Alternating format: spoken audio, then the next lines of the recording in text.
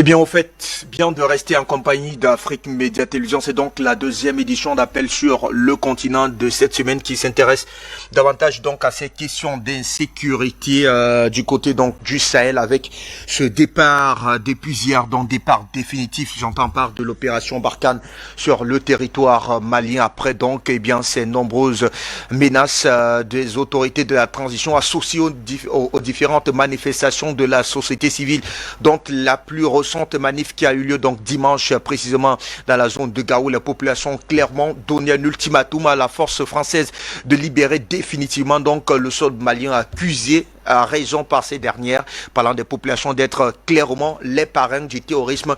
Barkhane s'en va mais se réarticule donc très rapidement du côté du Niger. Pour plusieurs analystes, il faille absolument craindre cette réarticulation qui pourrait clairement conduire à une résurgence, sinon à redonner vie clairement à l'insécurité du côté du Mali. On en parle avec nos invités qui sont avec nous via Zoom. Luc Michel, avec vous, on vous accueille clairement, très cher ami et aîné, donc sur ce fait d'actualité. Comment apprécie donc, Luc, à votre niveau, du point de vue géopolitique, ce départ définitif de la force Barkhane? Peut-on parler d'abord de triomphe de l'armée, je veux dire, des autorités maliennes? Bonsoir, Luc. Junior, bonsoir à Nestor et bonsoir à votre équipe. Je voudrais rassurer les téléspectateurs parce que j'ai beaucoup de questions. On me voit moins en ce moment sur Afrique Média, tout simplement parce que j'ai beaucoup de travail.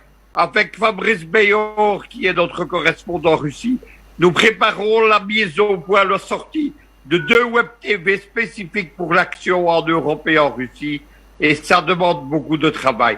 Maintenant, le départ de Barkhane, c'est un séisme pour les Français. Il faut suivre les médias français pour constater qu'on essaye d'expliquer que le colonel Goïta livre le Mali aux djihadistes, je cite les journaux français ce matin. On insiste que Barkhane n'est pas terminé et on insiste beaucoup sur le redéploiement au Niger. Mais c'est le symbole de la défaite française dans la guerre du Sahel.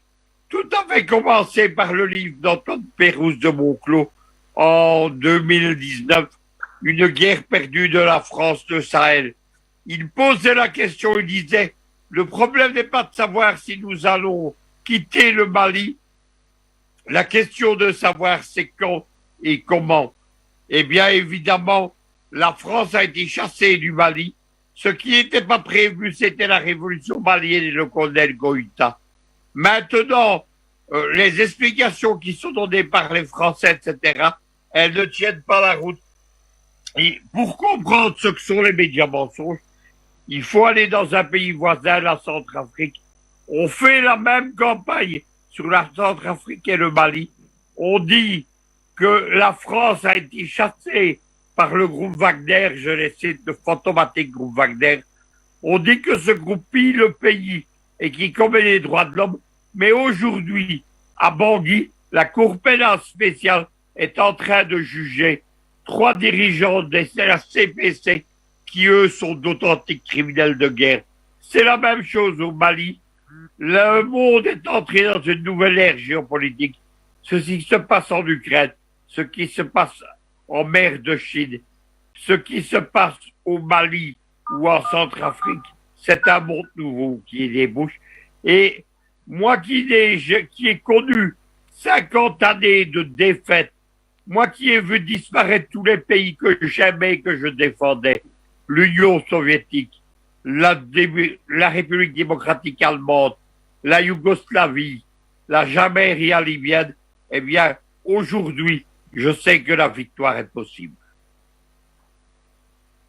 Luc Michel, on va y revenir clairement pour tenter de comprendre un certain nombre de choses. D'ailleurs, certains généraux interrogés à quelques heures du départ donc de cette force Barkhane ont annoncé une recrudescence en tout cas des mouvements djihadistes au cœur du Sahel, principalement au Mali. On tentera d'apprécier sur l'occasion pour nous d'avoir d'abord le premier ressenti des 3 panélistes qui nous accompagnent dans le cadre de cette édition. Nestor Podassi, merci infiniment de nous retrouver. Nestor, vous êtes activiste panafricaniste depuis Ouagadougou. Quelle lecture on a fait clairement autour de ce départ définitif de Barkhane sur le territoire malien? Bonsoir. Bonsoir, mon frère. Bonsoir aux techniciens. Bonsoir à Luc Michel. Bonsoir au PDG d'Afrique Média. Bonsoir à tous les Africains d'ici et ceux qui sont en Europe. Et bonsoir à tous les combattants de la liberté. Alors, donc, moi, mon appréciation que je peux faire par rapport au départ de Barkhane est que c'est une victoire d'étape. Il ne faut pas que les Maliens vont aller dormir sur les lauriers pensant que la France est partie. Non. La France est un pays vampire, criminel, rancunier, qui n'oublie pas. Donc, les défaites au Mali, ils veulent s'installer au Niger. Ils sont déjà en Côte d'Ivoire, ils sont au Burkina, ils ont une base au Burkina, Niger, Côte d'Ivoire, donc, et puis au Sénégal. Donc, le Mali est encerclé. Donc, il ne faut pas que les Maliens vont crier tout de suite victoire. Il faut que le Mali ait des dirigeants politiques autour du Mali qui sont dans la même dynamique que le Mali. En ce moment, on peut confirmer la victoire à 100%. Sinon, pour moi, c'est une bataille gagnée, une bataille d'étape, une victoire d'étape. Voilà, ça c'est une victoire d'étape. Ils ont quitté le territoire malien, mais ils sont à côté. Ils sont au Sénégal, ils sont en Côte d'Ivoire, ils sont au Burkina, ils sont au Niger. Ils sont dans les 4 pays voisins du Mali, ils sont là-bas. Donc ça veut dire que le Mali doit gérer maintenant 4 fronts. Plus 5e front qui est l'amunissement, plus 6e front qui est les opposants politiques affiliés à la France. Donc pour moi, c'est une victoire d'étape. Le peuple malien doit encore s'armer de courage, de ténacité, de persévérance, parce que les Blancs, ils ne se désarment pas, mais nous les Africains, nous sommes émotionnels, on a tendance à baisser très vite les bras. Aujourd'hui, il y a certains Maliens qui crient qu'ils ont eu la victoire, je les ai dit non, vous n'avez pas encore eu la victoire parce que la France est toujours au Mali, et que c'est une victoire d'étape, il y a encore beaucoup d'étapes à gérer. Parce que si vous gérez mal, et qu'un politicien pro-français revient au pouvoir, il va les appeler, ils vont revenir encore. Donc, cela veut dire que rien n'est encore fait à 100%. Il faut continuer toujours à travailler. Le fait même qu'ils soient au Niger, au Burkina et au Sénégal et en Côte d'Ivoire, c'est encore un autre danger. Parce qu'à partir de là-bas, ils peuvent former des mercenaires, et comme on appelle ça, des terroristes qui peuvent venir chaque fois faire des incursions pour attaquer le territoire malien. S'ils ne peuvent pas aller attaquer des postes de police, gendarmerie ou bien militaires, ils peuvent tuer des civils juste avec, dans les villages frontaliers avec ces 4 pays-là. Donc, pour le moment, rien n'est gagné. D'abord, c'est très prématuré de crier victoire car nous sommes dans un terrain de combat et le combat n'est pas terminé. Ça ne fait que commencer. Que le peuple soit encore résilient, s'arme du courage, de persévérance, afin que nous puissions gagner la bataille définitive. Ça ne fait que commencer, ce n'est que le début du commencement. Merci, voici mon analyse par rapport à ce retrait des forces Barkhane de Gao au Niger. Je reviens à vous parce que sur le communiqué officiel qui sous-tend d'ailleurs ce départ de la force Barkhane du sol malien, il y a clairement une incongruité. L'incongruité, c'est celle que je voudrais que l'on puisse clairement lever, parlant de cette incongruité, là, que du côté de l'Élysée, on s'obstine clairement à faire comprendre aux uns aux autres que le départ de Barkhane est lié à la seule et unique volonté des États du gouvernement français qui ne voulait plus, et là je prends leurs mots, coopérer avec un État qui ne partage pas clairement un certain nombre de visions. Pourquoi continuer clairement à faire prospérer ce mensonge, Luc Michel? Et tout simplement parce que Macron est un personnage arrogant et que les Français ne veulent pas perdre la face. Donc ils n'ont pas été obligés de quitter le Mali parce que les Russes sont là notamment et parce qu'il y a une révolution malienne, mais il laisse entendre qu'ils sont d'accord pour le faire. Maintenant, je tiens à donner une précision. La Barkhane n'est plus présente au Sénégal. La grande base logistique de l'armée française a été remise à l'armée sénégalaise l'année passée. Et aujourd'hui, le Sénégal est allié à la Russie et à l'Iran, il n'est plus du tout du côté de Barkhane. Il ne faut pas raconter des choses qui n'ont pas lieu de l'être. C'est la raison pour laquelle aujourd'hui Barkhane s'est redéployé dans 2 pays. La Côte d'Ivoire qui a remplacé le Sénégal et le Niger, bien entendu, où étaient déjà implantées les armées de l'OTAN. Il y a une base américaine, il y a une base espagnole, il y a une base allemande au Niger. La France a rejoint donc les Américains, les armées de l'OTAN. C'est aussi au Niger qui est déployé les bases de ce qu'on appelle la guerre américaine des drones, qui fait tant de dégâts dans le Sahel. On va accueillir notre troisième invité, James Dembélé. Vous êtes également activiste panafricaniste. Vous nous retrouvez clairement depuis le Burkina Faso. On vous accueille d'abord pour tenter d'apprécier votre lecture autour de ce fait d'actualité. C'est donc clairement pour plusieurs analystes. Donc vous en faites très certainement partie une victoire d'étape, comme l'a d'ailleurs souligné Nestor Podacé du côté du Mali, réussir quand même à faire partir la force française Barkhane sur son territoire. Il faille clairement s'y réjouir, même si, eh bien, il faut le dire, le combat lui reste celui peut-être d'abord du départ, mais de la sécurisation clairement des territoires africains. Très cher James Dembélé, quelle lecture, quelle appréciation faites-vous de ce fait d'actualité? Bonsoir, bienvenue. Bonsoir et bonsoir à tous les spectateurs de cette chaîne panafricaine, Afrique Média, et merci pour l'invitation. En tout cas, la nouvelle qui est le départ de Barkhane sur le sol malien est une très belle victoire, une victoire qui va redonner de l'honneur au peuple malien, et la souveraineté, elle ne se négocie pas, elle s'arrache. Alors quand on a déjà une souveraineté militaire, ça veut dire que on arrive à se défendre seul. C'est une très bonne nouvelle. Et l'autre bonne chose, c'est que ça va inspirer pas mal d'Africains aujourd'hui et pas mal d'États africains. Alors moi, j'ai pas peur d'un retour de Barkhane au Mali ou encore parce qu'il y a des forces françaises vers les pays voisins du Mali. Non, ça, j'en ai pas peur. Peut-être qu'on a encore des hommes politiques qui veulent toujours traiter avec la France, mais une chose est sûre, aujourd'hui, les citoyens africains ne veulent plus de la France, ça c'est une réalité. Et rien qu'à voir notre manifestation qui a été avorté la dernière fois par les forces de l'ordre du Burkina, on se rend compte à quel point les populations ne veulent plus de cette France, pardon, j'allais dire de cette garce. Donc c'est une très belle nouvelle, et moi je connais beaucoup le peuple malien, étant élève, j'ai eu la chance de souvent passer des vacances là-bas. Je sais qu'aucun dirigeant ou aucun futur dirigeant malien ne va s'attarder commettre l'erreur et de mettre dans son programme un retour avec la France. Ça c'est fini. Et c'était un objectif qu'on pensait difficile à atteindre. Mais maintenant, il a fallu un coup de force pour que cela soit une réalité. C'est sûr que les Maliens vont plus revenir sur ça.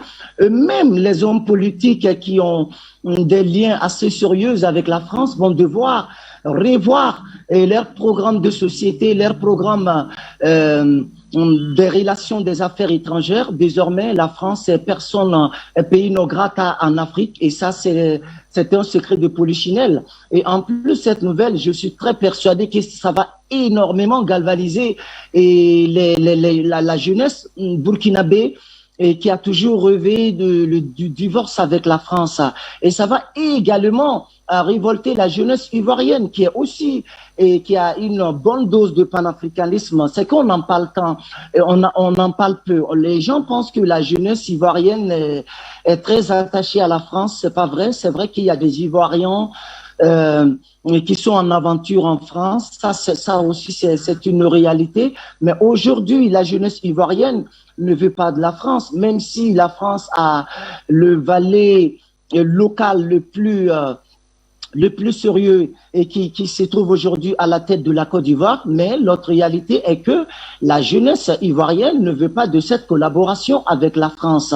Alors, le Mali a pris ses responsabilités.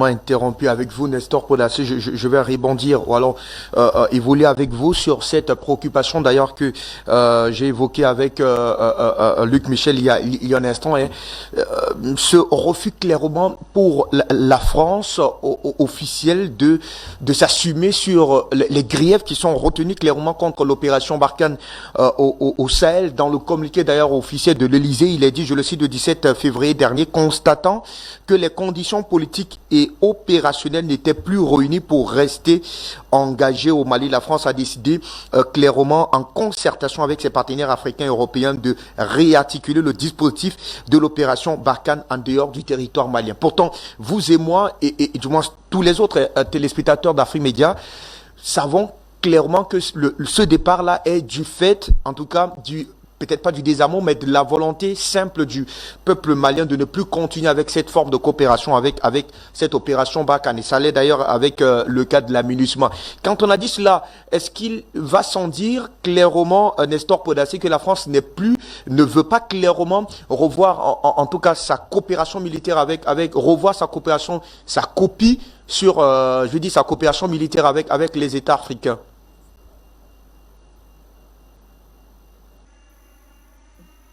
C'est un pays très très arrogant, orgueilleux, revanchard, méchant, qui ne veut pas le bien du peuple noir. Parce que la France a toujours vécu sur le sang. Le Burkina à elle seule est plus riche que la France. Le Mali à elle seule est plus riche que toute l'Europe. Mais pourquoi la France fait semblant comme s'il nous aide, alors que c'est pour nous piller? Toi tu dis que tu es allé chez quelqu'un pour l'aider. La personne dit, je ne veux plus de toi, il faut partir, je ne veux plus de ton aide. Est-ce que c'est forcé? Mais il faut rentrer chez toi. Macron a dit ici en 2019 que les chefs d'État n'ont pas venu en janvier 2020 s'expliquer à Pau s'ils ont besoin de leur présence en Afrique, oui ou non. C'est parce qu'eux sont là pour nous aider et que nous, on continue à les insulter. Pendant ce temps, Mohamed Bazoum et Mohamed Youssouf du Niger nous ont traités de terroristes. Et Alpha Bari, qui était ministre des Affaires étrangères du Burkina en son temps, m'a traité de terroriste. Et à cause de ça, on m'a fermé dans tous les médias du Burkina en son temps de ne plus passer dans les radios télé pour intervenir. Parce que ce jour-là, quand Macron a fait cette convocation injuste, de manière impolie, j'ai réagi. J'ai dit, Macron n'a pas le droit de venir inviter notre papa Roch pour des bêtises pareilles. Mais à cause de ça, on m'a fermé dans les médias ici. Mais la vérité, c'est qu'on ne peut pas emprisonner la vérité. La vérité se défend tout seul. Tu peux l'emprisonner, mais il va éclater pour sortir. Donc c'est pour dire que Barkhane n'a plus de vie ici. Barkhane est mort. Depuis le blocage du convoi de l'armée française ici 2021 à Bobo-Glasso, Ouaga, Kaya, c'est fini. C'était fini pour eux. Donc aujourd'hui, ils viennent de quitter le Mali. Demain 17 août, le Niger va sortir pour manifester, pour dire Barkhane dégage. Nous, à Bobo-Glasso encore, on ressort. Et puis Ouagadougou, le 19, vendredi 19, 14h, on ressort encore. Et c'est parti comme ça au Burkina Faso. Chaque vendredi, on va sortir. Chaque vendredi, on va sortir jusqu'à ce que l'armée française quitte le Burkina Faso. Donc, c'est fini pour eux au Burkina, au Niger, ainsi qu'au Mali. Donc, c'est pour vous dire que la France fait semblant comme si ils ne veulent pas coopérer avec le Mali parce qu'il y a la Russie qui est là. C'est pourquoi ils veulent quitter. Alors que non, c'est le peuple malien qui les a chassés.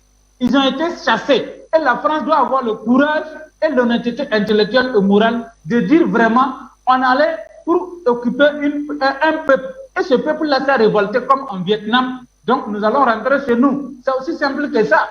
La France ne peut pas dire que le blocage du convoi, là, que ce n'est rien. La France ne peut pas dire que les jeunes Maliens qui manifestent tous les jours à Bamako et à Gao, que ça, ce n'est rien. Ce n'est pas vrai. Donc la France est vomie en Afrique par la jeunesse africaine. Et je vous ai toujours dit sur ce plateau depuis l'année passée que la France-Afrique est finie et que ça reste son enterrement et qu'au plus tard, c'est en 2030. Au grand plus tard, dans toute l'Afrique, au plus grand tard, c'est 2030. Sinon, ce que le Mali a déclenché, le Burkina va enchaîner, le Niger va enchaîner, bientôt la Côte d'Ivoire, bientôt le Sénégal, bientôt le Gabon, bientôt le Tchad, bientôt la Centrafrique, Djibouti, partout où les bases militaires se trouvent, la population va se lever et ils vont partir. Une fois que les bases militaires sont parties et que vous êtes indépendant militairement, maintenant vous pouvez déposer sur la table de négociation les accords de France CFA et autres. Parce que l'armée française est là, tu veux parler de France CFA, on te tue. Tu veux parler de France CFA, on crée le terrorisme. Tu veux parler de France CFA, on crée rébellion. Donc, pour moi, c'est une victoire d'étape. Mais que les Maliens restent sur les gardes. Voilà, j'ai vu quelqu'un ici en commentaire tout à l'heure qui disait que non, que de m'occuper de mon Damiba. Mon frère, ça c'est une pensée de l'impérialisme. Faut pas dire de m'occuper de mon Damiba. Nous sommes des panafricains, il n'y a plus Mali, il n'y a plus Burkina, il n'y a plus Niger, on défend la cause africaine. Mais si toi tu as encore cette pensée, tu penses que le Mali est différent du Burkina, tu te trompes. Le convoi que nous on a bloqué ici l'année passée au Burkina Faso, le convoi là ne restait pas ici. Le convoi partait au Mali à Gao. Mais nous on est sorti le bloquer parce que c'est un combat panafricaniste. On a même perdu 3 de nos camarades au Niger, plus de 20 blessés. À Kaya, nous avons 5 de nos camarades qui sont blessés graves. Est-ce que toi, tu sais comment nous, on les a soignés? Mais on pouvait dire non, le convoi part au Mali, nous, on s'en fout, on laisse passer. Donc, quand moi, je parle du Mali, je parle de l'Afrique. Je ne parle pas de toi, seul toi, ton Mali. Et le Mali ne t'appartient pas à toi seul. Le Mali appartient à toute l'Afrique. Le Mali est dans l'Afrique. Donc, nous devons parler du Mali. Et il faut arrêter cette pensée que le Mali est différent du Burkina. Ça, c'est le colon qui a mis ça dans ta tête. Donc, par ce soir, je décolonise ta pensée. Il faut penser africain. Il ne faut plus penser Mali, il ne faut plus penser Burkina Faso. Mais pense Mali. C'est pourquoi nous sommes panafricains. Le panafricanisme, c'est de réunir toute l'Afrique pour qu'on fasse États-Unis d'Afrique. C'est un combat engagé par tous les Africains que le Mali a commencé. Raison pour laquelle, quand le Mali a été sanctionné par l'embargo, les pays voisins ont soutenu le Mali. Raison pour laquelle nous, on est sortis le 22 janvier. On a risqué nos vies ici pour qu'on enlève l'embargo sur le Mali. Et c'est ça qui a envoyé le coup d'État du Damiba au pouvoir. Et dès que Damiba est arrivé, il a enlevé l'embargo avec le Mali. Il a ouvert les frontières. Voilà, donc mon frère, nous sommes tous dans le même combat. Si tu n'as pas compris, je t'éclaire et puis on va avancer. Merci beaucoup. Donc je peux vous dire, l'armée française, ses jours sont comptés au Burkina, au Niger, et puis en Côte d'Ivoire et au Sénégal. Donc ils vont quitter l'Afrique de l'Ouest très bientôt. Merci beaucoup, frère. Voilà, c'est Luc Michel, je reviens à vous parce que dans les manifs qui ont d'ailleurs eu lieu dimanche, la manif qui a précédé clairement le départ de la force Barkhane, manif organisée par les forces vives de Gao, il y a des revendications qui ont d'ailleurs été formulées au rang desquelles, du moins ces dernières demandent aux autorités d'ouvrir clairement, de porter plainte désormais contre les autorités françaises via cette opération Barkhane pour complicité dans plusieurs attaques, notamment celle de Tessit et toutes les autres agressions meurtrières contre les populations et autres forces de défense et de sécurité maliennes. Est-ce qu'en l'état actuel, on peut clairement rester en justice contre l'opération Barkhane pour ce qui est de l'État central de Bamako? Écoutez, les Français et les pays de l'OTAN ont une responsabilité, évidemment. Ce sont des États qui peuvent être attaqués comme tels. Quand on lit le livre de Marc-Antoine Pérouse de Monclos, la principale raison pour laquelle il considère que la France a perdu la guerre du Sahel, Marc-Antoine Pérouse de Monclos, c'est pas Afrique Média ou Luc Michel, c'est un homme qui est proche de la Fondation Saint-Simon, le TikTok de Jean-Yves Le Drian. C'est ça qu'il faut comprendre. Il explique que la principale raison de l'échec français, c'est la démultiplication du djihadisme. Lorsque la Jamaïria libyenne est détruite en 2011, il y a AQMI uniquement qui est présent au Sahel. Ce sont des petites organisations mafieuses qui se livrent au trafic d'otages, au trafic de cigarettes, au trafic d'êtres humains. Leur chef du groupuscule Al-Morabitoum, Mokhtar Mokhtar l'Algérien, il est d'ailleurs surnommé Malboromen. À partir de 2019 et encore plus vrai, de 2019 à 2022, il y a 4 grandes organisations djihadistes transnationales, c'est-à-dire des grandes organisations présentes dans tous les pays de la région. Il y a toujours AQMI, qui est devenu un fonds djihadiste extrêmement puissant, sous la direction du Malien Yad Ghali. Il y a l'État islamique au Grand Sahara qui est Daesh. Il y a Boko Haram qui est éclaté entre des pro-Daesh et des pro-Boko Haram. Mais enfin, il y a une 4e organisation qui s'appelle Al-Nosra. C'est le nom de Al-Qaïda en Syrie et elle a été créée par les djihadistes syriens qui ont été aéroportés de Syrie pour reprendre le contrôle de la Libye par l'armée turque, qui est la 2e armée de l'OTAN, et qui a tenté de reprendre le contrôle de la Libye pour le compte des Américains. Voilà donc l'échec des Français. Depuis l'intervention française, Serval, Barkhane, etc., les Français jouent un jeu de bascule. Une semaine, ils favorisent les armées nationales. La semaine suivante, ils favorisent les groupuscules locaux, les Touaregs, etc., ou les Peuls. Une autre semaine, enfin, ils négocient avec ceux qui s'appellent les djihadistes modérés. Parmi ces djihadistes modérés, face au grand diable de Daesh, il y a les gens d'AQMI. C'est-à-dire que ces gens qui, le 11 septembre, ont détruit les tours du World Trade Center et dont on disait qu'ils étaient le mal absolu, aujourd'hui ce sont des djihadistes modérés au Sahel, en Libye ou en Syrie. Voilà ce qu'il faut retenir évidemment. Voilà pourquoi évidemment la France s'est livrée à ce sale jeu et bien entendu elle l'a payé très cher puisque aujourd'hui le cancer terroriste djihadiste, il est une rivalité puissante, pas seulement dans le Sahel puisque les gens d'Aqmi ou les gens de Daesh, ils sont présents aussi en Somalie, au Mozambique ou en Éthiopie, sans oublier le Kenya.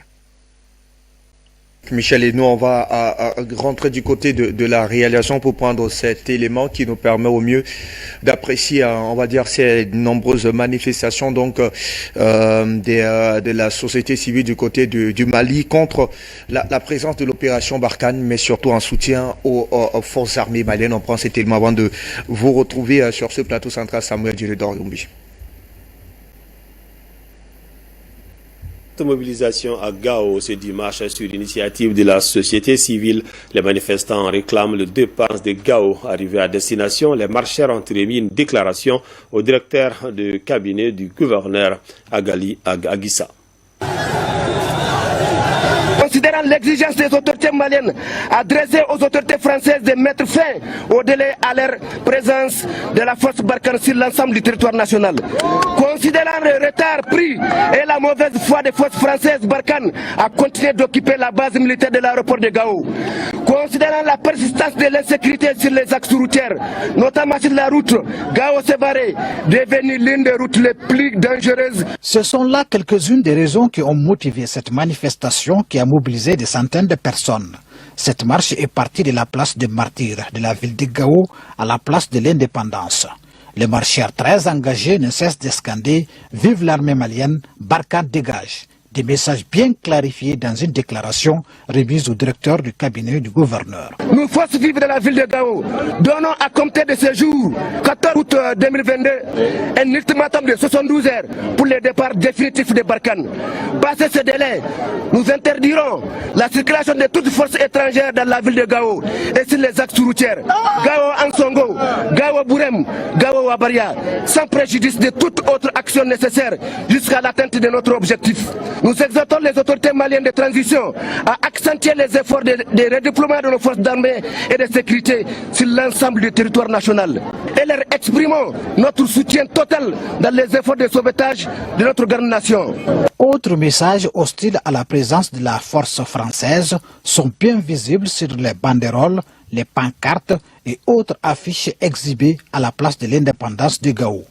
Un espace non loin du gouvernorat de la ville où les marcheurs ont été reçus par les représentants de l'exécutif régional.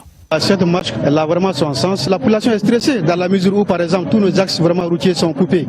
La route Gao-Sévaré est coupée, la route Gao, et je dirais même l'Algérie est coupée, la route Gao aussi en Songo aussi. Donc le prix de l'arrêt aussi a flambé. Cette demande quand même sera transmise à qui de droit. La marche est achevée sous de bons auspices, sous l'œil vigilant des forces maliennes de sécurité qui ont voulu bien accompagner les organisateurs pour la bonne réussite de la manifestation. Merci donc à vous, Nathan, pour cet extrait qui nous permet, Samuel Djeledor Youmbi, d'apprécier clairement le combat, celui de la société civile.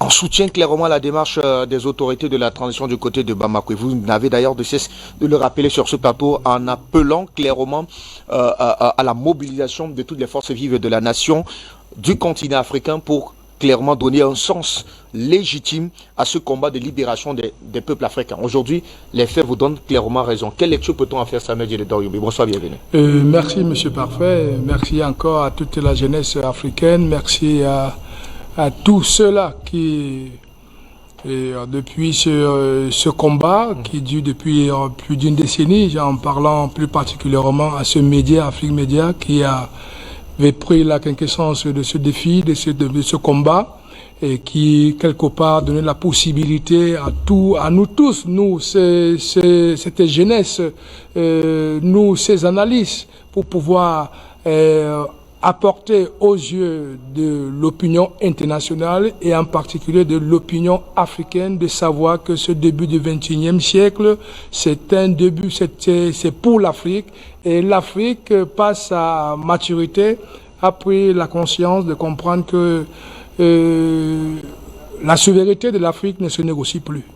Donc aujourd'hui, je pourrais dire, Monsieur Parfait, Monsieur Fabrice, pardon, un lapsus, nous célébrons la victoire du peuple malien en particulier et celle du grand continent des panafricanistes, quelque part en ce début du XXIe siècle, qui a pris le sens de sa maturité, de sa responsabilité,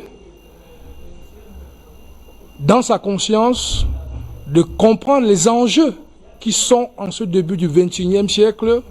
Et quelque part, nous pouvons nous dire, la géostratégie mondiale aujourd'hui et géopolitique donne raison à ce combat dont plus d'une décennie et 6 décennies auparavant, l'Afrique s'est retrouvée émergée par les colons qui sont arrivés, soi-disant nous remettre une indépendance fictive, et que c'est aujourd'hui que la jeunesse, cette jeunesse qui est de nous, que nous sommes là tous debout, sommes en train de récupérer et de prendre vraiment aux yeux du monde entier en disant la jeunesse africaine aujourd'hui prend sa souveraineté totale.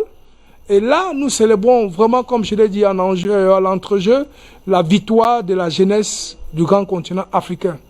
Mal nul n'a été la crise en Ukraine dont son excellence M. Vladimir Poutine et les patriarches africains qui sont venus nous consolider dans notre démarche.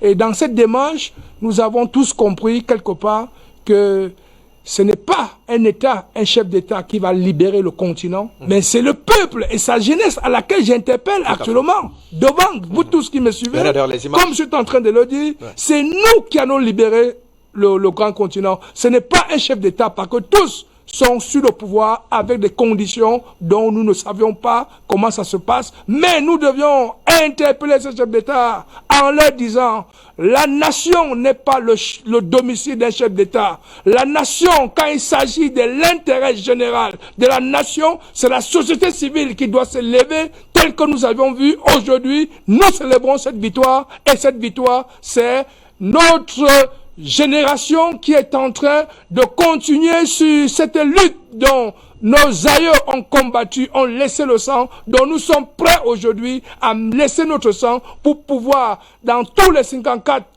pays africains où se trouve un Africain, et pour dire à tous ceux-là qui ont des bases militaires qui nous empêchent à notre développement, qui nous empêchent à notre vie, qui nous empêchent à notre émergence, qui nous empêche à faire notre monnaie, qui nous empêche à vivre et décemment. Aujourd'hui, nous devons les dire, nous n'avons plus besoin de vous dans nos territoires, car sans vous, nous devions apprendre à nous protéger. Sans vous, nous devons apprendre à nous développer. Sans vous, nous devons apprendre à faire notre monnaie. Sans vous, nous devons apprendre à échanger ensemble. Dans la jeunesse aujourd'hui, ce que nous vivons aujourd'hui, c'est la détermination radicale que la jeunesse a pris conscience en ce début du XXIe siècle, qui nous donne aujourd'hui satisfaction de savoir que les forces Balkans sortent du territoire nigérien, et nous interpellons par là encore que où elles vont aller stationner, nous appelons ces jeunesses de ces villes où elles partiront pour dire non à cette force qui vient occuper nos territoires, parce que en étant sur ces territoires, ils vont à tout prix déclencher une guerre frontale entre les citoyens, entre les concitoyens de cette frontière. Ils vont déclencher, comme nous le voyons depuis qu'ils sont partis, et ceux qui sont stationnés là-bas, comment il y a encore des infiltrations, où il y a encore des morts, et pourtant, pendant 9 ans au Mali, nous avions vécu que du terrorisme, du traumatisme, des assassinats, et depuis qu'ils sont partis, et que l'armée malienne, républicaine, professionnelle, en a pris les règnes. Aujourd'hui, on n'a plus ces morts, et à chaque exclusion qu'ils veulent entrer dans le territoire malien, nous avons les résultats aujourd'hui. Il y a des résultats probants qui démontrent encore que la détermination des peuples africains, la détermination de l'armée africaine aujourd'hui, elle est substantielle, elle est positive et nous savons qu'aujourd'hui, je ne pourrais pas demander à un Français ou à un Anglais ou à un Danois de venir me protéger devant ma maison. Je demanderai qu'à moi-même de me protéger ou à mon frère ou à mon cousin de me protéger. Donc aujourd'hui, nous, cette protection-là, aujourd'hui, nous sommes en train de découvrir avec cette jeunesse européenne à laquelle on les avait aligné le cerveau pour dire que sans eux, l'Afrique ne vivra pas. Nous voulons vous dire tout simplement, avec nous-mêmes, nous allons vivre et en vivant, nous allons essayer de contribuer à échanger, à évoluer ce monde à laquelle nous sommes appelés à vivre tous dans la sécurité, dans le développement et dans l'émergence. Donc, en ce moment prompt, nous pensons aujourd'hui que cette victoire des populations maliennes, panafricaines en général, nous sommes sur le bon chemin et nous sommes sur la sortie du chemin et nous interpellons par là, nous profitons encore en interpellant toutes les bases militaires qui sont encore dans la région, de ne pas chercher à une confrontation avec le peuple africain, de ne pas chercher à une confrontation comme ils sont sortis du Mali légalement et étant entrés illégalement, qu'ils repartent partout, qui sortent pour rentrer carrément en France, car les familles françaises ont besoin de leurs fils sur le territoire. Les familles africaines ont besoin de voir leurs fils pour les protéger, que ce soit dans le désert ou dans le Sahara. Nous pensons que nous allons trouver des voies et moyens de ramener ceux qui vont déposer les armes et de faire combat avec ces terroristes qui sont déterminés tout simplement à nous déstabiliser par procuration pour leur dire, cette victoire que nous gagnons aujourd'hui, cette victoire, nous allons gagner encore d'autres victoires, et d'autres victoires, et d'autres victoires. Donc je tiens ici à dire à toute la jeunesse panafricaine, nous avions voulu lancer pour le 22 septembre une simultation, une marche simultanée entre les pays africains, mais quelque part, nous avons pensé qu'il fallait laisser tout d'abord, les choses avancées telles que nous avons commencé. Et aujourd'hui, cette victoire qui arrive aujourd'hui nous démontre que nous sommes sur le bon chemin et que la jeunesse africaine est mature dans ce sens de responsabilité. Voici ce que nous pouvons offrir à cette jeunesse européenne, à l'opinion internationale, de savoir l'Afrique a besoin de prendre sa destinée en main. D'accord, merci à vous Samuel Dienedorobé. On va clairement apprécier également les avis de ces nombreux téléspectateurs autour de ce fait d'actualité au téléphone. On apprécie donc ce départ de Barkhane qui quitte définitivement donc le sol malien. Pour beaucoup, c'est un triomphe du panafricanisme, un triomphe de la société civile, mais surtout du courage, de la rigueur des autorités de la transition du côté de Bamako. Bonsoir, bienvenue. Fabrice, bonsoir. Bonsoir vous, monsieur Jean. Bonsoir, Fabrice. Allô? Bonsoir, monsieur Jean, vous êtes en direct. Je suis en direct. Je n'ai pas le retour maintenant. Je vais parler. Alors, bonsoir, Fabrice. Bonsoir à vos invités. Bonsoir, Luc Michel. Bonsoir, Nestor. Bonsoir, Dienedor. Et l'autre qui est aussi de l'autre côté. Au Burkina. Alors, Fabrice, vous voyez, il y a quelque chose que nous devons savoir. Tout ce qui se passe, nous sommes devenus observateurs, mais nous ne savons pas, beaucoup de gens ne savent pas ce qui se passe en profondeur. Luc Michel cite souvent un livre écrit par un Français, quelques années, qui dit que la France doit quitter le Sahel, car nous allons quitter le Sahel. Non, ce n'est pas humain, Luc Michel. C'est que aucun humain, avec son intelligence, ne peut prédire ce qui se passe actuellement et écrit dans un livre. On va dire que c'est ça, que c'est ce qui est écrit là qui se déroule. Non. Non. Parce que si c'était ça, c'était grâce à l'esprit humain, ils allaient trouver des solutions. C'est divin. La France sait. Les malfaiteurs savent ce qu'ils font. Le mal qu'ils font depuis longtemps en Afrique. Et ils savent que le temps de payer doit arriver. Et c'est ce qui se sent. Alors, qu'attend maintenant Français de prendre conscience quant à l'Europe, les pays européens qui piétinent, qui violent, qui déchirent l'Afrique depuis longtemps, quant à eux de prendre conscience. Ainsi, nous interpellons le peuple français, encore une fois, de rappeler ces chiens. ces chiens venimeux qui mordent les Africains depuis longtemps. Il ne faut savoir que les Africains sont des humains, eux aussi. Ils aspirent eux aussi au bonheur comme ils pensent chez eux. Parce que ce que disent les médias français actuellement, c'est qu'il y a un danger au Mali quand Barkhane quitte. Non, c'est de n'importe quoi. C'est de n'importe quoi.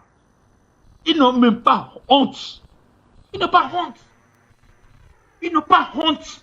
Ils disent ça à leur peuple. Mais ils vont payer tout à l'heure. Vous savez pourquoi?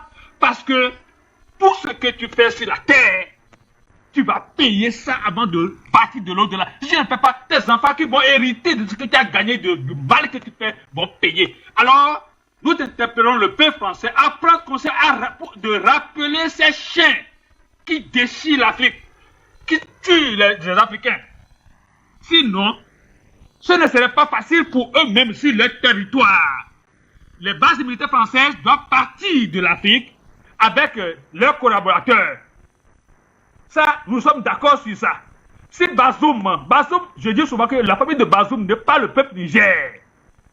Bazoum, s'il veut militer dans ses loges pour voir ce qu'on leur fait miroiter, il n'a qu'à le faire avec sa famille. Mais qu'il fasse attention au peuple nigérien. Niger, Bénin, Togo, Burkina, c'est comme ça, nous sommes les mêmes peuples dans la sous-région. Donc, Bazoum n'a qu'à savoir qu'il n'a pas le monopole de parole pour tout ce peuple-là. Je m'arrête ici, nous sommes en guerre. La France n'a qu'à dégager complètement et partir. Que Dieu bénisse. Et ce combat, on le mènera avec vous, Monsieur Jean, depuis les États-Unis. Merci infiniment pour votre contribution. On reste au téléphone. Bonsoir, bienvenue. Allez, nous revenons donc rapidement sur ce plateau. Monsieur, on a été rejoint par vous, Monsieur Ngomba Samé. Vous êtes missionnaire, écrivain, fidèle, téléspectateur d'Afrique Média Télévision. Vous fait un déplacement de la Côte d'Ivoire pour la télévision panafricaine afin de venir toucher du doigt clairement la réalité de ce combat, même si vous êtes également engagé donc pour la libération pure et simple du continent africain. Merci infiniment de nous retrouver. On vous accueille donc avec ce fait d'actualité. Depuis la Côte d'Ivoire, comment est-ce qu'on vit ce départ de Barkhane du Mali? Bonjour Fabrice et bonjour aussi à notre grand frère Samuel Djenedor Yombi. Samuel Djenedor Yombi. J'avais l'habitude de le voir depuis la Côte d'Ivoire et je suis très content de le voir en face aujourd'hui. Et c'est vraiment une très bonne chose. C'est vraiment une très bonne chose d'être là ce soir et de vraiment partager ce plateau avec tous les téléspectateurs d'Afrique Média. Vraiment, je suis très ému de vous rencontrer. Et par rapport à ta question, c'est la joie, hein? C'est la joie. Nous attendions ce moment. Nous attendions ce moment en tant que panafricanistes depuis déjà 6 mois aujourd'hui. Tout à fait. Qu'ils ont annoncé qu'ils devaient quitter. Sous la pression des autorités de Bamako. Effectivement, effectivement. Et alors, on se posait des questions. Est-ce qu'ils vont vraiment quitter? Et nous voyons que effectivement, ils ne pouvaient pas rester. Ils ne pouvaient pas rester. Ils sont partis. C'est une joie. C'est une joie, mais nous devons être très, très, très vigilants. Et donc on pense d'ailleurs que c'est une victoire d'étape qu'il faudra continuer à maintenir la pression d'un Nestor Podacé l'a si bien rappelé, des manifestations qui doivent clairement se multiplier sur le continent africain, comme ça a été le cas du côté de Gao dimanche, où on a vu cette population redoubler de pression sur cette force-là, lui demandant, sommant d'ailleurs cette force de libérer Gao dans les 72 heures et cette dernière est obligée de s'exécuter. Est-ce que ça sera finalement ça la voie du salut du continent africain? Et effectivement, il faut mettre la pression. Tous les pays où se trouvent les bases militaires françaises, les jeunes doivent mettre la pression. On doit mettre la pression et c'est par cette pression que ces Français et les autres Occidentaux qui ont leur base aussi en Afrique vont finalement partir. il faut continuer. Il faut continuer à mettre cette pression-là. Il faut continuer à mettre cette pression. Parce que rien n'explique leur présence en Afrique. Rien n'explique leur présence en Afrique. Qu'est-ce qui peut justifier cela? Qu'est-ce qui peut justifier leur présence en Afrique? Alors, en tant que panafricains, nous croyons que si c'est le courage, nous en avons, parce que c'est nous qui avions libéré la France lorsqu'elle était... Donc nous avons le courage, les terroristes ne peuvent rien nous faire. Continuez, continuez et continuez. D'accord, merci à vous Ngouba, ça met beaucoup d'émotion dans votre intervention. Luc Michel, on va donc vous retrouver puisque c'est ce qui fait d'ailleurs, je vais dire, le nœud gordien autour donc de ce départ de Barkhane. Eh bien la presse hexagonale annonce complètement, on va dire quoi, du cataclysme pour le Mali avec une recrudescence donc des faits de terrorisme du côté du Mali. Et cette presse en longueur de journée a d'ailleurs demandé, a d'ailleurs déclaré que c'était pour l'État du Mali une très grosse erreur que de demander le départ de Barkhane. Est-ce qu'on devrait craindre, la question elle est toute simple, Luc, ce départ de Barkhane du côté de Bamako? Écoutez, les Russes ont prouvé, ils ont prouvé en Centrafrique, ils ont prouvé au Soudan qui combattaient le terrorisme, et ils ont déjà remporté des succès avec les FAMA. Mais ce qu'il faut constater, c'est que chaque fois que les Occidentaux ont des problèmes quelque part, qu'ils doivent s'implanter dans un nouveau pays, ou simplement qu'ils ont des difficultés, il y a comme par hasard, je suis ironique quand je dis ça, une recrudescence du terrorisme. Lorsque les Français et les Américains ont dû quitter le Sénégal et se sont dirigés vers la Côte d'Ivoire, qui aujourd'hui est la base principale des forces spéciales américaines, eh bien, comme par hasard, le terrorisme s'est implanté en Côte d'Ivoire. Il faut retenir quelque chose, c'est qu'actuellement au Sahel, il y a un double agenda. Il y a tout d'abord l'agenda américain. Ce que veulent les Américains, c'est américaniser la guerre du Sahel et contrôler directement le Sahel avec leurs alliés allemands, espagnols et italiens. Et le but des Américains, c'est de redéployer les Français en mer Rouge et dans la Corne de l'Afrique. Mais les Français ne sont pas d'accord. C'est le deuxième agenda. Les Français ont compris le plan américain et comme ils ne veulent pas dégager du Sahel, parce qu'ils ne peuvent pas lâcher les richesses sahéliennes, ils ont évidemment commencé à parasiter les plans américains. Au départ, par exemple, le Niger, c'est pas du tout la zone de repli des Français. C'est la zone centrale où les Américains ont décidé de conduire et d'implanter la guerre du Sahel. Mais aujourd'hui, les Français viennent parasiter les Américains et l'OTAN au Niger pour essayer de rester là.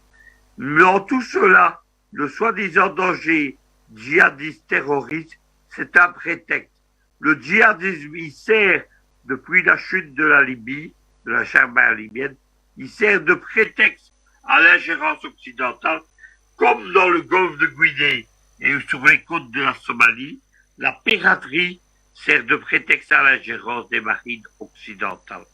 Le ministre russe des Affaires étrangères, Lavrov, avait parfaitement en une phrase expliqué tout cela en 2013. Il avait dit à propos des Occidentaux, on ne peut pas prétendre combattre les djihadistes au Mali alors qu'on les a installés au pouvoir à Tripoli.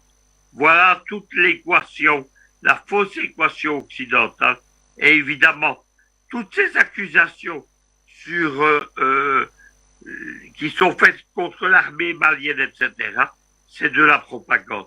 Retenez que je cite souvent le livre de Marc-Antoine Pérouse de Monclos parce que il pose la bonne question, c'est pas de savoir si les Français vont partir, mais comment et quand, on y est. Mais par contre, Marc-Antoine de Pérouse de Monclos, il explique la défaite française parce que les Français cherchent des prétextes ailleurs. Il explique la défaite française par des raisons intérieures aux armées africaines et au gouvernement africain. Il dit que c'est parce que les Africains sont corrompus, et je le cite, incapables qu'il y a du terrorisme, alors qu'en réalité, ce sont les Européens qui instrumentalisent le terrorisme avec les Américains pour faire l'ingérence de leurs armées depuis la chute de la Jamaïque libyenne.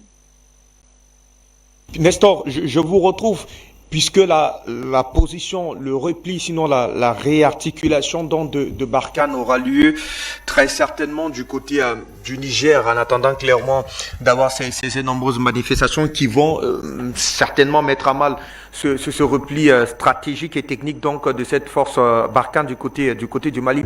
Est-ce que depuis le Niger, il est davantage clair que le Mali devra, du moins est-ce que cette force pourrait clairement empiéter sur la stabilité du Mali? Oui, cette force peut empiéter sur la stabilité du Mali, d'autant plus que vous savez, les frontières en Afrique sont très poreuses, difficiles à contrôler. Donc, les incursions à la frontière avec le Mali, c'est possible. Même s'ils ne peuvent pas attaquer les cibles fortes, ils peuvent faire des incursions, tuer des civils. Vous voyez, au nord du Burkina, au Sahel, là, chaque fois qu'ils quittent le Niger, ils viennent attaquer les populations civiles. Sitenga, Solan, Koutoukou, Falangoutou, dans la zone des 3 frontières, puisque l'armée française est là-bas. Je vous ai dit ça ici la fois dernière sur ce plateau, que même Damiba ne peut pas aller là-bas à l'heure où nous sommes, dans la zone des 3 frontières. Côté Burkina, même Damiba ne peut pas aller là-bas. C'est les Français qui occupent là-bas. Et il y a des terroristes qui forment, c'est eux qui nous attaquent, c'est eux qui nous annexent. Donc, étant au Niger, c'est un grand danger même pour toute la sous-région.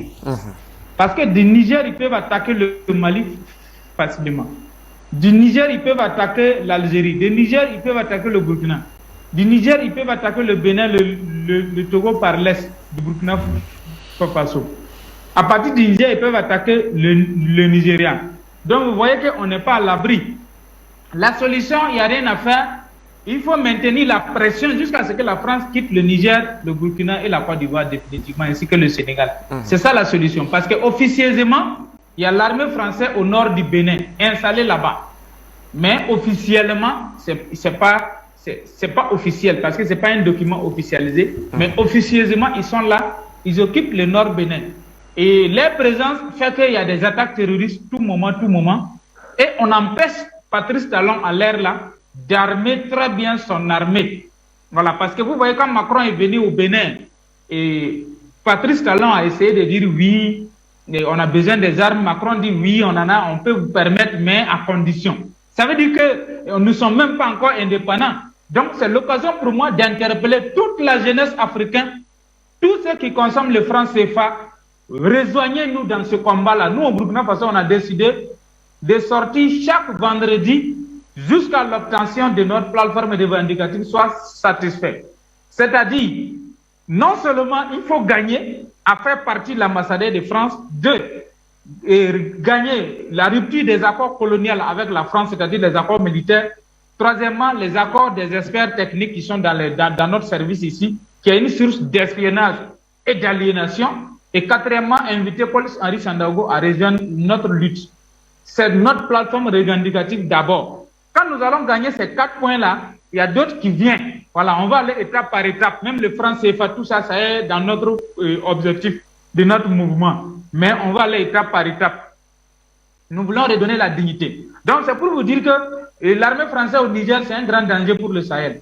Ils doivent quitter carrément. Chacun est libre chez soi, quoi. Il n'y a rien de tel. Que la France rende chez elle, l'Afrique aux Africains. C'est tout ce que nous on demande à l'air là. Sinon, la jeunesse ne va plus accepter cela. Voilà, Bazoum veut pas. Nous, on sait, on cause avec nos frères du Niger, on échange, on continue à les motiver. Ils vont se lever. Bazoum ne peut rien. Alassane veut pas. Côte d'Ivoire, c'est pareil. 43e Bima de l'armée française à Port-Bouéla. Ils vont partir, ils n'ont même pas le choix. Parce que quand Thomas Sankara disait, quand le peuple se lève, quand un peuple est mobilisé, l'impérialiste tremble. Et à l'heure où je vous parle, l'impérialiste tremble même dans les chiottes. Même notre petit marche qu'on a organisé vendredi passé là. Mais ça fait trembler tout le pays. C'est là que j'ai dit à mes camarades OSC, c'est maintenant nous devons faire front commun parce que la vraie lutte d'indépendance que nos grands-parents ont fait et que c'est devenu inachevé, c'est nous, on doit achever ça maintenant. Et quand tu es OSC, tu parles de oui et réconciliation, la paix, sensibiliser, on t'accompagne. Mais quand tu dis abat la France, tous les radars, les services de renseignement du pays se braquent vers toi. Actuellement où je vous parle, chaque jour, il y a des voitures inconnues, soit vitres fumées, non immatriculées, qui tournent toujours devant ma porte. Même hier matin, il y a une voiture de police qui est garée devant mon service. Il y a madame qui passe et dit, ah, il y a une voiture de police garée devant ta porte. Il y a tout un détachement des services de renseignement qui me surveille de près à l'heure où je vous parle. Pourquoi? Parce que je dis à bas la France. Donc, ça veut dire que je suis dans la vérité. Donc, pour eux, à l'heure là, s'ils peuvent me manger, même là, ils vont me manger. Mais ils sont vaincus au nom du Dieu Tout-Puissant et au nom de nos ancêtres méritants. Donc, ils ne peuvent rien me faire. La France va partir du Burkina Faso, la France va partir du Niger, la France va quitter l'Afrique et nous allons l'enterrer définitivement. À part la France, vive l'Afrique. Merci beaucoup. Et un appel qui nous vient de Libreville, Ousmane, qui souhaite clairement apporter sa contribution autour de ce fait d'actualité. Ousmane, nous vous donnons la parole. Bonsoir, bienvenue. Comment appréciez-vous le départ de la force Barkhane du Mali, mais surtout sa réarticulation au Niger?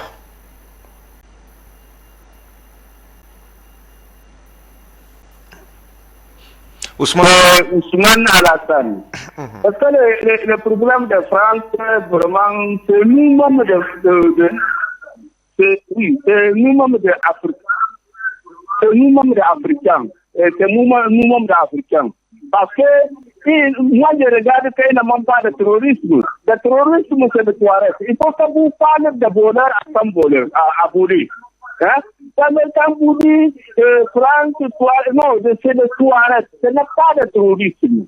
Hein? C'est le terrorisme qui sont notre frère et c'est eux qui sont, ils font tout pour éliminer des Noirs. Bon, pour ça, par exemple, au Niger, Issoufou, il a éliminé tout le régime militaire Aoussa. Il a éliminé des militaires Derma, il a éliminé des militaires Peul, il a éliminé des militaires Kanouri. Donc, seulement que les Touaregs noirs qui sont des esclaves, c'est eux qui sont avec Michel Bazoum. Michel Bazoum, il n'a rien. C'est Issoufou qui gère le Niger. Et il faut faire Burkina, Mali, il fait attention. Issoufou est plus dangereux que Hitler. Hein? Issoufou est plus dangereux que Hitler. Donc, il faut savoir ça. Il faut savoir, Issoufou, il a tué tout l'Aoussa. Tout le militaire Aoussa, il le donne, il prend des faux fusils à éclair pour venir donner un militaire. Il choisit le militaire Aoussa, il va aller tout le tue. 100, 200, 300, maintenant, tous ils sont finis. Il vient que les Touaregs avec leurs esclaves. Donc, ce n'est pas facile pour le Niger. Niger, il va sortir vraiment, ce n'est pas facile. Ce n'est pas facile. Il y a des zones qui veulent faire quelque chose. Et Issoufou, c'est un esclave de Touaregs, il est de régime burkinabé, Issoufou. Il est de régime burkinabé. Donc, il faut faire attention avec Issoufou, pas Bazoum. Bazoum, il n'a rien, c'est un machin, c'est un prix pour gagner beaucoup l'argent où je ne sais pas. Au revoir, merci. Et nous vous remercions, très cher Ousmane, pour votre contribution. On l'a très bien enregistré. Alors, très cher Samuel Djenedor Youmbi, on va clairement revenir sur ces propos tenus d'ailleurs par on va dire les hauts cadres de cette force Barkhane à quelques heures de leur départ de la base, l'une des plus fortes et l'une des plus conséquentes d'ailleurs du détachement militaire français sur le continent africain, celle de Gao. Vous ramenez votre micro s'il vous plaît. Est-ce que ces propos tenus visent clairement à porter une once de légitimité à la présence militaire française sur le continent africain? Oui, monsieur Fabrice, nous sommes là dans la communication. Et dans les enjeux de la communication, chacun est libre de dire ce qu'il veut pour pouvoir plaire à son auditoire. Absolument. Et aujourd'hui, nous savons que cette communication, c'est pour plaire et justifier à l'opinion européenne, en particulier française, pourquoi ils sont au Mali. Et nous qui sommes ici, qui sommes dans ce combat, nous savons que c'est du pipeau. Et voilà pourquoi nous sommes ici pour faire cette contradiction, pour interpeller l'opinion internationale européenne, pour leur signifier que nous ne voulons plus de votre armée dans notre continent, parce qu'aujourd'hui, après 60 ans d'indépendance, que vous, par procuration, que vous aviez aliéné le cerveau avec, nous sommes devenus matures et nous prenons les enjeux pour dire, dans cette guerre de communication, nous ne voulons pas faire de jeu de la communication. Nous sommes vrais.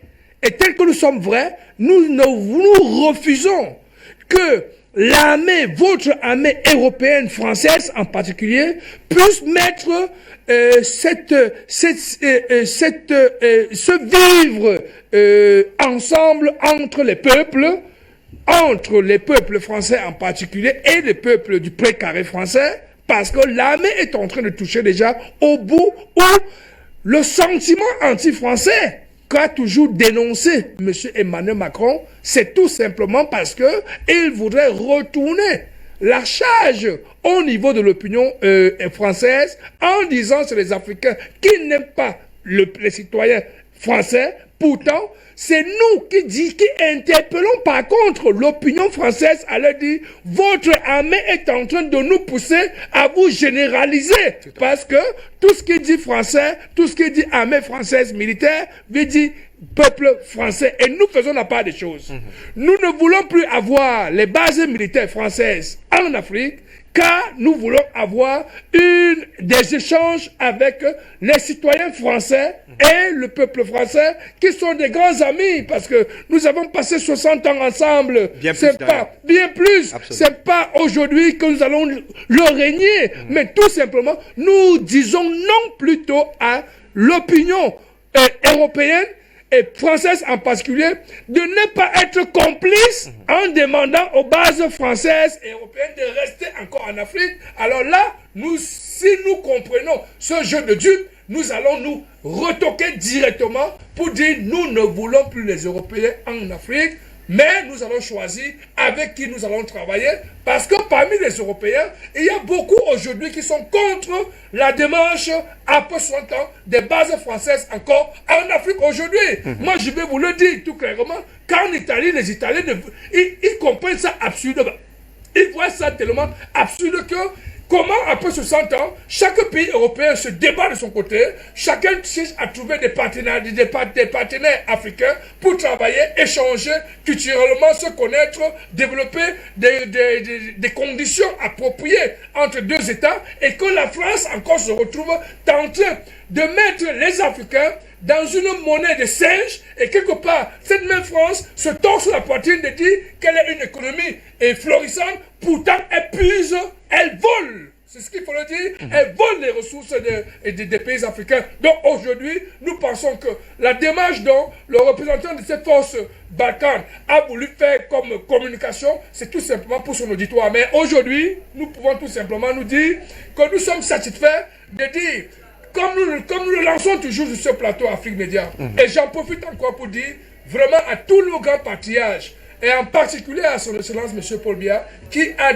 compris les enjeux du millénaire en laissant la possibilité sur le sens de la voie de la démocratie, de la liberté d'opinion, de la liberté d'expression, de la liberté de penser, pour que Afrique Média puisse être au Cameroun, qui devient le laboratoire du panafricanisme, qu'aujourd'hui, nous sommes en train de lancer cet appel à toute la jeunesse panafricaine. La jeunesse des 54 continents, comme je le dis et je le redirai toujours ici sur le plateau, nous avons un défi.